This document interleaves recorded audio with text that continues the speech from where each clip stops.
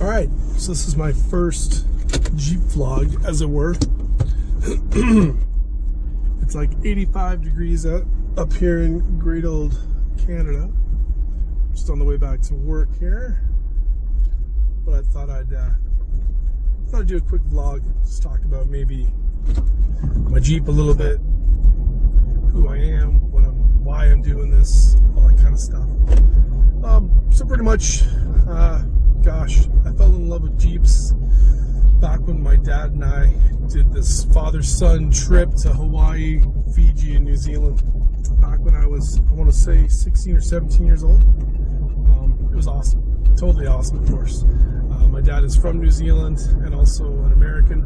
My grandfather was a Marine stationed in New Zealand in World War II. Unfortunately, he passed away in World War II. He was killed in action. Anywho, so that's where my roots come from, New Zealand, America, and of course my mother's from England. Anyways, I digress. So we went out there to travel and check out New Zealand, and did a nice stop off in Hawaii. And when we were in Hawaii, I thought, let's go check out this island. Me and my dad, I want to go there. And I saw this Jeep that was for rent. It was a CJ7. It was white. It was gorgeous. No doors, no roof. That's the way it was rented. So after arguing a little bit with my dad, he agreed, and we rented one. I'm just waiting for a huge bus here, a school bus. Anyways, so we rented it and drove around the whole island of Hawaii, on Oahu, like the big island with has Honolulu and all that stuff. And it was just friggin' awesome. I fell in love with it at that point on. I was like, oh man, I gotta buy one of these. So yeah, I've had a CJ, I've had a YJ, I had a TJ, and then I finally bought this JKU, this Wrangler Unlimited 4-door. I've done tons of modifications to it. I've made some horrible videos for install videos for people to watch and maybe get some ideas from. And it's they're not very good, but they're not really meant to be good. They're just meant to kind of show you what you can do. And if you've got any questions, I try to answer some of the stuff. So if you're going in blind, if you watch a couple of my dumb videos, you might get some good pointers on what to do or what not to do. Anyways, I've done quite a bit on this Jeep. I did all the small things first, of course, with like tail light covers and grill inserts and crap like that. And then I started getting more and more into it because my last Jeep, my TJ, my 98 TJ, I did a 5.5 long arm kit from Recon Express, 37s. It was awesome. It was a great Jeep, but it wasn't practical. So when I got married, the wife, of course, would not let me buy a 2-door Jeep again. I had to get a 4-door. Didn't want to, but I'm like, you know what? It's a Jeep still. I'll try it out. And I fell in love with the 4-door. 4-door is more stable off-road and on the highway. It's got more room to pack in kids, to pack in a whole bunch of crap, which is great. And off-road, these things are fabulous. So I bought that, drove it around for I think a year or two stock. Then I did a TerraFlex leveling kit, which was pretty simple, pretty easy. Did that with 285, 75, 17 Duratrek, Goodyear Duratrex. I think that was everyone's first purchase in tires. It's an all-terrain, but it looks really aggressive, so it's kind of a nice, cool-looking tire. I like that tire. It was a good tire. And I bought it with Mickey Thompson Classic 3s in black, which I still have to this day. Not the tires, but the rims.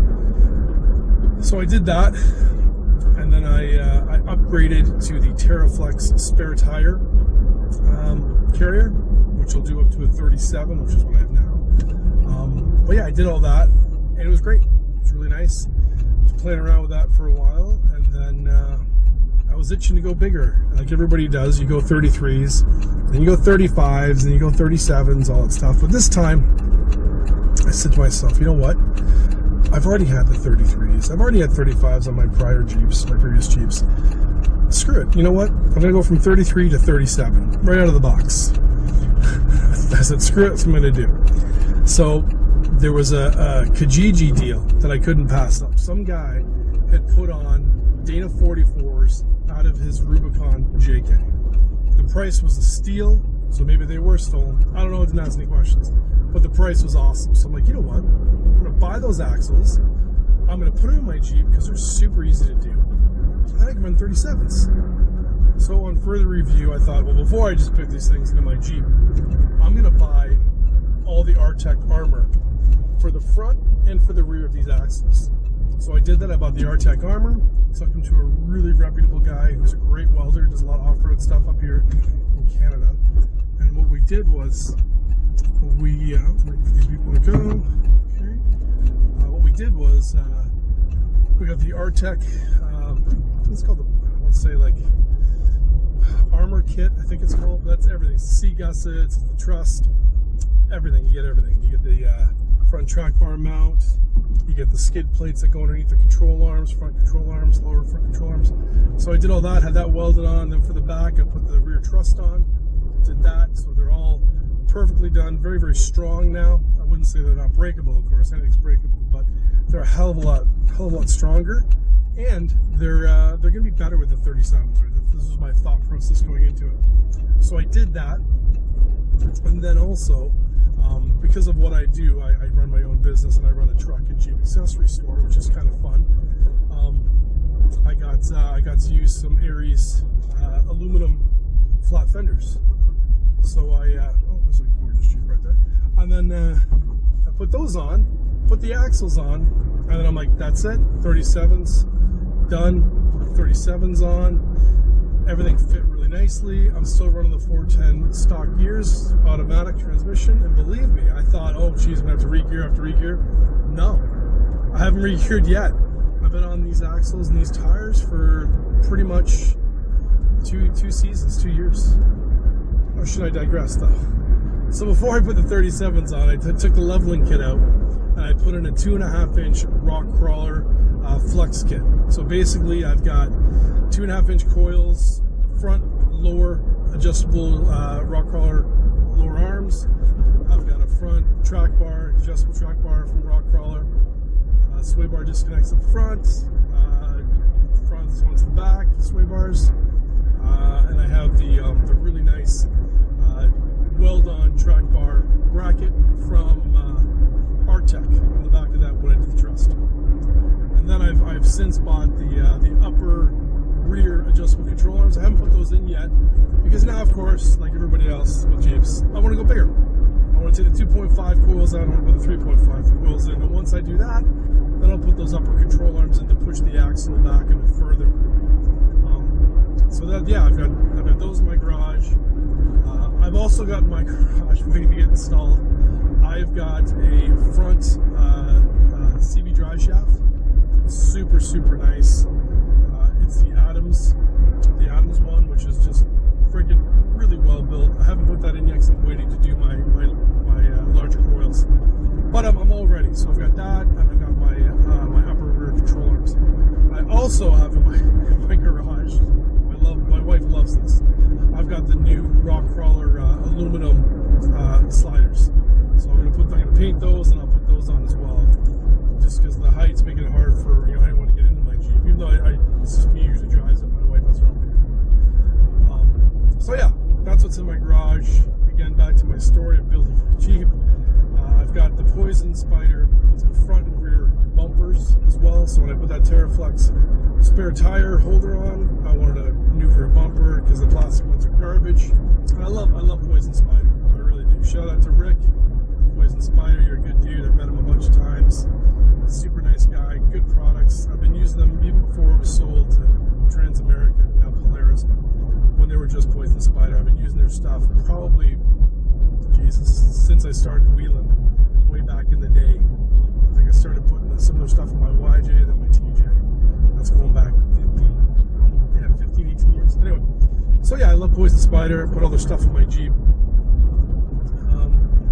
37s. The 37s I bought were the Mickey Thompson ATZ P3. I read up on them, and the new version has a better rubber foundation. It's got this like stuff that makes it stickier to the road and to rocks. So they've been great. They're not as loud as you'd think they would be because they're mud terrains, but they're pretty damn awesome. I really, really like them. I've rotated. I do a 5 rotation, so I'm getting lots of K out of these things, or miles if you're in the States. My brother in the States. Yeah. So yeah, it's been pretty pretty long process of building this Jeep up. Got it back in 2011, and it is now 2018, June 27th, 28th. Anyway, so I still have more to do. I'm going to do a heck of a lot more to this Jeep. I also put a winch on it as well. I put a super, no, what did I put on it?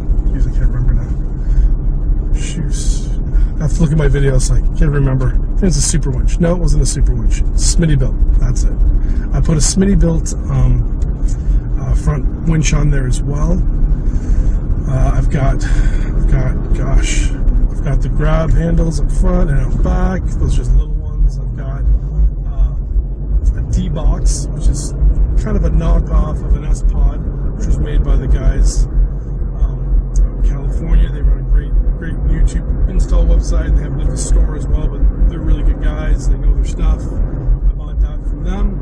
So I'm running 5 accessories through this D-Box, which is great because then you bypass anything else. I got my CB on there. I've got my front and rear lockers on that. I've got my CB right now on that as well. I use the Daystar mount on the side here, and of course I use over the hills through the river or whatever it's called. I can never get that right. I bought his switches. They're awesome switches. Always buy his switches. Don't buy the knockoffs from China. Buy his. They're awesome. Support the U.S., please, or North America if you're in Canada. Support North America. Let's give our